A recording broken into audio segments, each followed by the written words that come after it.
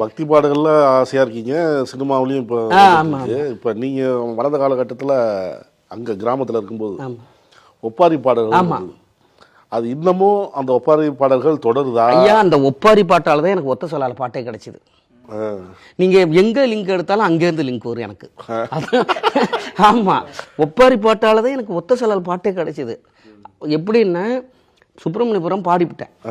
இப்போ James sir என்ன சொல்கிறாரு, ஒரு சிடி ஒன்று வாங்கிக்க, ஒரு 10-20 சிடி டி சீரீஸ்ன்னு அப்போ அந்த சிடி இருக்கும்.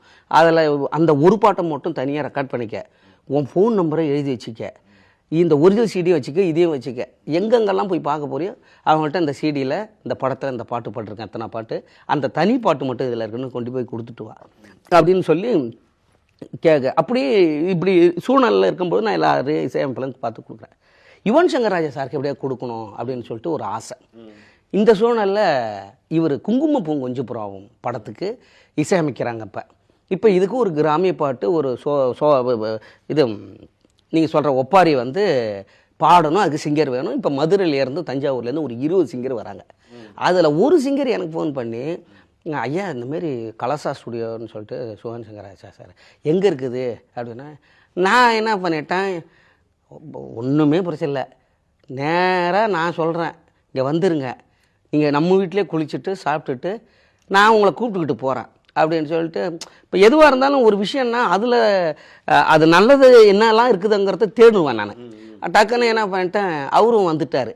கரெக்டாக அவர் ரெடி ஆகிட்டு அவரை நான் கூப்பிட்டு போகிறேன்னு சொல்லிட்டு அவரை கூப்பிட்டுக்கிட்டு போய் நேராக அங்கே போய் உட்காந்துட்டேன். இவங்க எல்லாம் பாட போனவங்கலாம் உள்ளே போயிட்டாங்க.